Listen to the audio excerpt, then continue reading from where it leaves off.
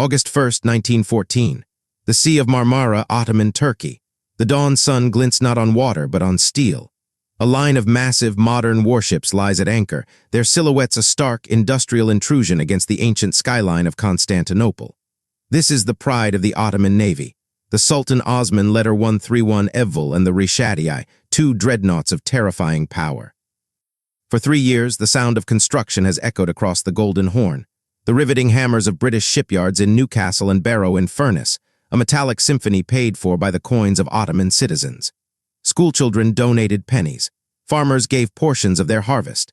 This was more than a navy. It was a national dream, steel and steam bought by a collective sacrifice to ensure the dying empire's survival in the modern world. But on this hot August morning, the dream is a hostage. The air is thick with the smell of salt, coal smoke, and a suffocating tension. Aboard the Sultan Osman Letter 131 Evvel, Ottoman Captain Rauf Bey paces the deck, his eyes fixed on the British civilian crew still scurrying on board. These are Vickers Armstrong workers, putting the final touches on his ship. A skeleton crew of 500 Ottoman sailors is already aboard, having arrived to great fanfare weeks earlier, ready to take possession. They polish brass and learn the layout, their uniforms crisp, their anticipation palpable. They can almost feel the rumble of the 13.5-inch guns beneath their feet. In London, the clock ticks towards a world war. The First Lord of the Admiralty, Winston Churchill, a man of relentless ambition and strategic daring, stares at a map. The Ottoman Empire, though weakened, holds the keys. The Dardanelles Strait, the gateway from the Mediterranean to the Russian Black Sea.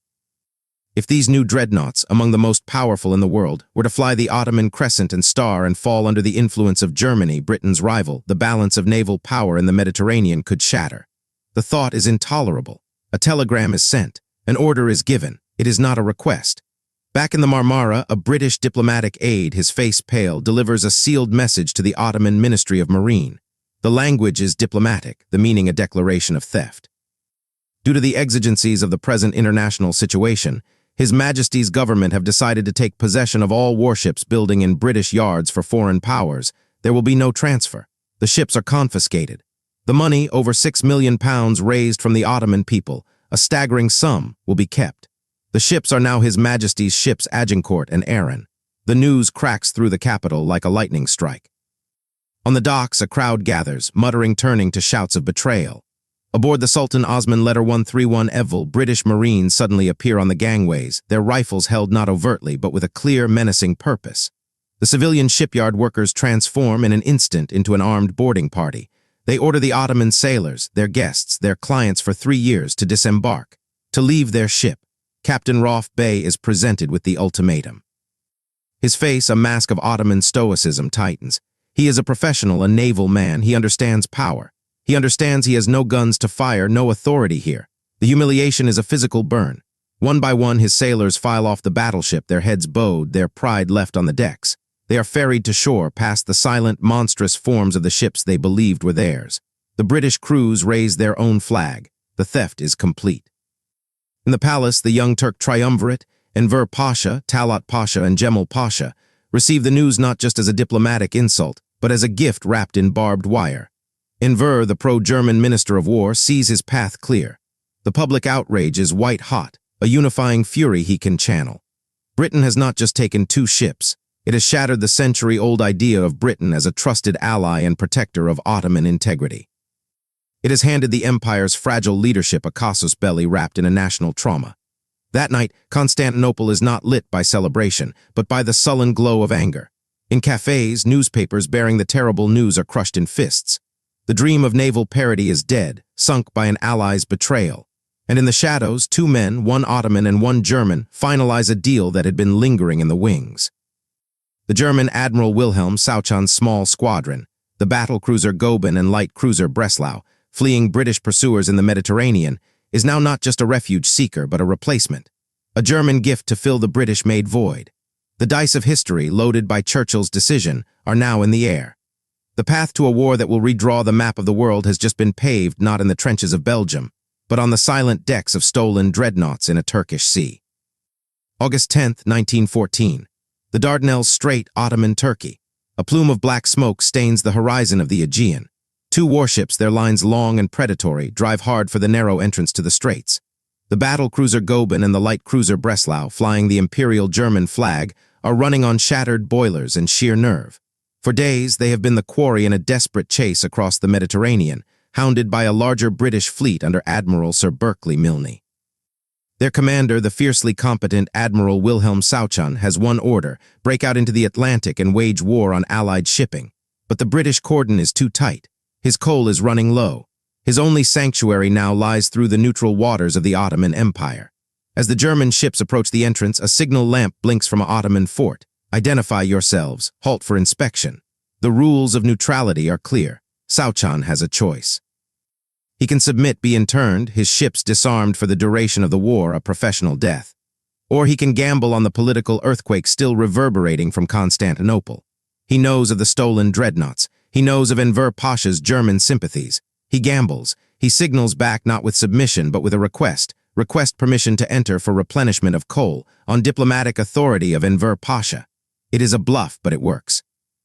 The Ottoman gatekeepers, their orders confused by the political chaos in the capital, let the wolves slip through the gate. The Goeben and Breslau glide into the Sea of Marmara, a sight as ominous to the British observers watching from afar as the stolen dreadnoughts were to the Ottomans. In Constantinople, the political battle reaches a fever pitch. The pro-British faction in the cabinet, led by the Grand Vizier, argues for true neutrality, for sending the German ships away. But Enver Pasha, the Minister of War, seizes the opportunity with both hands. He sees not two worn-out ships, but a symbol. Here is Germany offering what Britain had just stolen, naval power. In secret, he communicates with Souchon. An audacious, cynical plan is hatched. It is a theatrical masterpiece of geopolitical fraud. On paper, the Ottoman government will purchase the two German warships. They will be renamed. Goeben becomes Yavuz Sultan Selim, Breslau becomes Midilli. The German crews will don fezes and Ottoman uniforms overnight. Admiral Souchon, in a breathtaking move, will be appointed commander-in-chief of the Ottoman Navy. The charade is transparent, but its message is thunderous. The empire now has a modern naval squadron, and it is commanded by a German admiral loyal to Berlin. The British and French ambassadors protest, their words ringing hollow after the confiscation of the Ottoman dreadnoughts. Their legal arguments about neutrality are drowned out by the memory of British Marines on the decks of the Sultan Osman Letter 131 Evvel. The moral high ground has been ceded. Enver uses the public fury over the theft to steamroll the opposition in the cabinet. The empire is tilting irrevocably into the German orbit. For weeks, a tense, bizarre limbo ensues. The Ottoman fleet, with its German heart, sits in the harbor. Souchon chafes at the bit. He is a weapon, and weapons are meant to be fired. His orders from Berlin are clear. Bring the Ottomans into the war at any cost. Open a new front. Threaten Russia's southern flank. Force the Allies to divert forces. Finally, Enver provides the final key. In secret, he hands Souchon a sealed order, a document so explosive it is not recorded in any official cabinet log. It grants the German admiral operational authority to gain command of the Black Sea. It is vague, deliberate, and amounts to a blank check. October 29, 1914, the Black Sea off the Russian coast. Before dawn, under the cover of darkness, the Yavuz Sultan Selim, the ex-Goeben, leads a squadron of Ottoman vessels out of the Bosporus. They do not fly the Ottoman flag, they fly the German imperial ensign. Souchon has cast aside the feint. His crews are German. His mission is German. Just after sunrise, they find their targets, the Russian port of Sevastopol, Odessa, and Theodosia. Without warning, without a declaration of war, the former Goeben opens fire with its massive 11-inch guns. Shells rain down on the Russian harbors, sinking a gunboat, damaging port facilities. Mines are laid at sea approaches. The act of war is not committed by the Ottoman government, but by its German-commanded navy. It is a masterstroke of forced entry. In Constantinople, the cabinet is in an uproar. Many ministers are aghast, but Enver is ready. When the outraged Russian ambassador demands an explanation, Enver feigns surprise and blame, a rogue German admiral, a terrible misunderstanding. It is a thin lie. The Russian Empire is not fooled. On November 2nd, Russia declares war on the Ottoman Empire. On November 5th, Britain and France follow. The Rubicon is crossed not by an army, but by a stolen fleet, and a gifted one. Churchill's seizure of the Ottoman dreadnoughts created the political vacuum. Souchon's cannons, firing under a hybrid flag, filled it with the sound of total war. The Ottoman Empire is now locked in the Great War's furnace.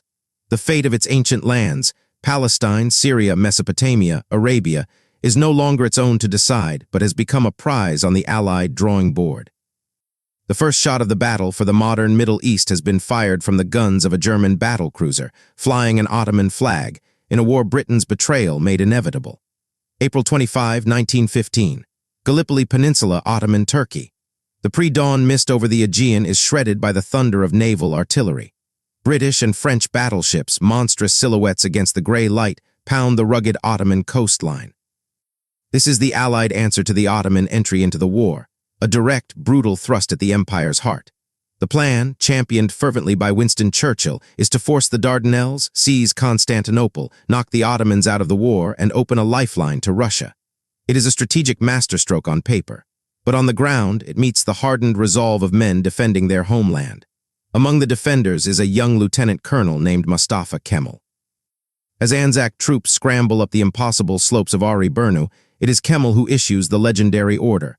"I do not order you to attack, I order you to die." His 57th Regiment does just that, buying precious minutes with their lives. The Gallipoli campaign becomes a 9-month slaughterhouse, a testament to the ferocity of an Ottoman army that, contrary to Allied expectations, fights with tenacious skill.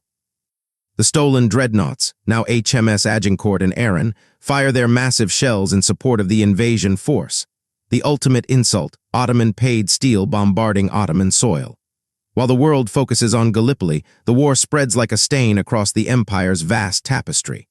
In the Caucasus, Enver Pasha's disastrous offensive against Russia ends in freezing catastrophe for his army.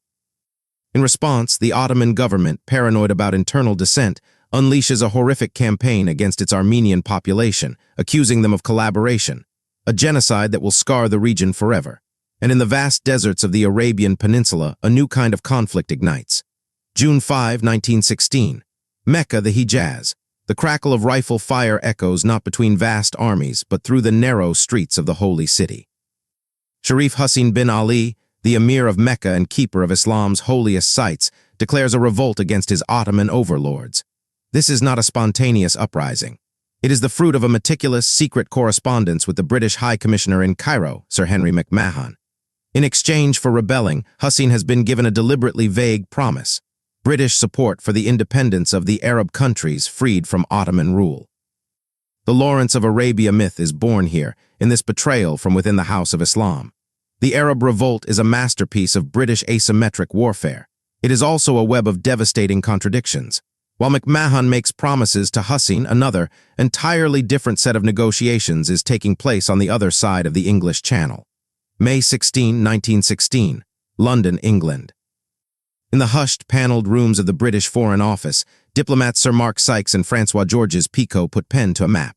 With ruler and ink, they carve up the Ottoman Empire's corpse before it has even fallen. The Sykes-Picot Agreement is the ultimate expression of imperial realpolitik. The French get a sphere of influence over modern-day Syria and Lebanon. The British get direct control over Baghdad and Basra, and influence over a band from Gaza to Jordan. Palestine is designated for international administration. The lines are straight, arbitrary, and cut ruthlessly across ethnic, tribal, and geographic realities. Most damningly, they cut directly across the territory promised to Sharif Hussein. The Arab state he fought for is dissected on a drawing board in London, but the web of promises thickens further. November 2, 1917. British Foreign Secretary Arthur Balfour issues a public letter to Lord Rothschild, a leader of the British Jewish community. The Balfour Declaration commits His Majesty's government to view with favor the establishment in Palestine of a national home for the Jewish people, with the caveat that nothing shall be done which may prejudice the civil and religious rights of existing non-Jewish communities. With one document, a third claimant, Zionism, is introduced to the land already promised ambiguously to the Arabs and earmarked for international control by Sykes-Picot. 3 sets of promises, 1 land. The Ottoman Empire, pushed into the war by the theft of its navy and the machinations of Enver Pasha, is now being dismantled by a trio of mutually exclusive diplomatic instruments. The war on the ground, the sacrifice at Gallipoli, the Arab guerrilla raids on the Hijaz Railway, the British slogging advance in Mesopotamia, is now secondary to the War of Papers in European capitals. The consequence of that single act on August 1, 1914, has spiraled into a geometric catastrophe. A decision meant to secure Britain's Mediterranean flank has spawned a quagmire of conflicting obligations and sown the seeds of a century of conflict. The modern Middle East is not being born on the battlefield, but in the treacherous overlapping lines of secret treaties and public declarations, all drawn while the Ottoman soldier, whose navy was stolen, still fights and dies for a disintegrating empire. October 30, 1918. Aboard the HMS Agamemnon, Mudrose Harbor, Lemnos. The irony is as thick as the Aegean fog. The armistice ending Ottoman participation in the Great War is signed aboard a British battleship, in the shadow of the very navy that sparked the cataclysm. The Ottoman delegation, hollow-eyed with defeat, signs the document presented by British Admiral Somerset Calthorpe. The terms are unconditional and brutal. The straits are to be opened to Allied warships. Ottoman armies are to demobilize. Most devastatingly, the Allies reserve the right to occupy any strategic point in the empire in case of a situation arising which threatens the security of the Allies. It is not a peace. It is a surrender to a blueprint already drawn. Within weeks, Allied fleets, including surely the now British Agincourt and Arran, steam through the Dardanelles unopposed. French troops march into a ruined Constantinople. British soldiers occupy Mosul, claiming it despite the armistice terms. The Ottoman capital is under a de facto military dictatorship run by the victors. The empire that had stood for 6 centuries is a ghost, its fate in the hands of the men who stole its fleet. 1919-1920. Paris, Versailles, San Remo. In the gilded halls of peace conferences, the maps of Sykes-Picot are pulled from the drawers and made real, but with new, cruel twists. The concept of mandates is introduced, a paternalistic fig leaf for colonial rule under the new League of Nations. France takes the mandate for Syria and Lebanon. Britain takes mandates for Palestine and Mesopotamia, Iraq. The lines are finalized, often with a literal ruler, ignoring the desperate pleas of emerging Arab nationalist delegations. Prince Faisal, son of Sharif Hussein, who led the Arab revolt believing in British promises, is shockingly shut out.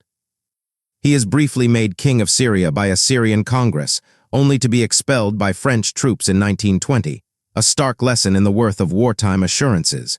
In the Ottoman heartland, a new force erupts from the ashes of betrayal and occupation. Mustafa Kemal, the hero of Gallipoli, refuses to accept the dismemberment. He rallies a nationalist movement in Anatolia, rejecting the puppet government in Constantinople and the humiliating Treaty of Sevres, 1920, which would have left the Ottomans a rump state. The Turkish War of Independence is, in part, the final, furious backlash against the chain of events begun in 1914. It is the soldiers' answer to the diplomats' treachery. By 1922, Kemal's forces drive the Greek invasion army into the sea, secure Anatolia, and negotiate the return of Turkish sovereignty. The modern, secular Republic of Turkey rises, not from the Ottoman Empire, but in defiant opposition to the fate the Allies had carved for it.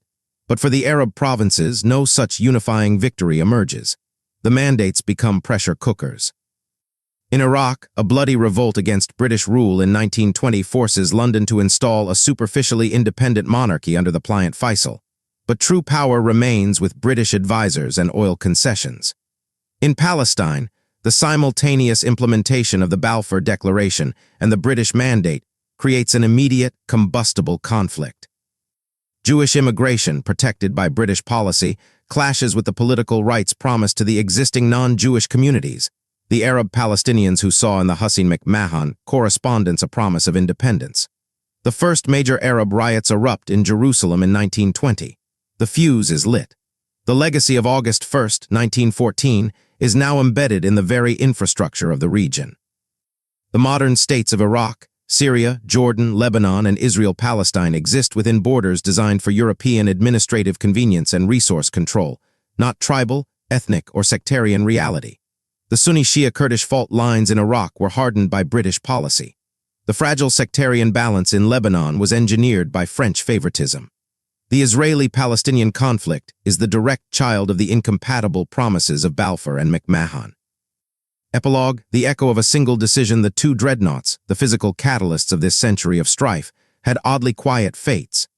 HMS Agincourt and HMS Arran served with the Royal Navy, missed the Battle of Jutland due to boiler trouble, and were scrapped in the 1920s, their Ottoman-paid steel melted down for scrap. The Yavuz, the ex-Goeben, served as the flagship of the Turkish Navy until 1950, a lingering ghost of the German gift. The story of the modern Middle East is often told as a tale of oil, religion, and ancient hatreds, but its specific shape, Its unstable borders, its foundational resentments, its sense of profound betrayal was cast in the few weeks of July and August 1914. It was forged when Winston Churchill, fearing the rise of a rival fleet, made a cold, pragmatic calculation to seize 2 battleships. That act did not just steal a navy, it stole trust. It shattered an empire's last chance at a balanced alliance.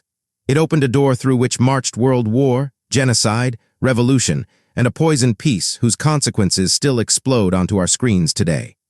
The lines on the map were drawn in London and Paris, but the ink was mixed on the decks of stolen ships in the Sea of Marmara.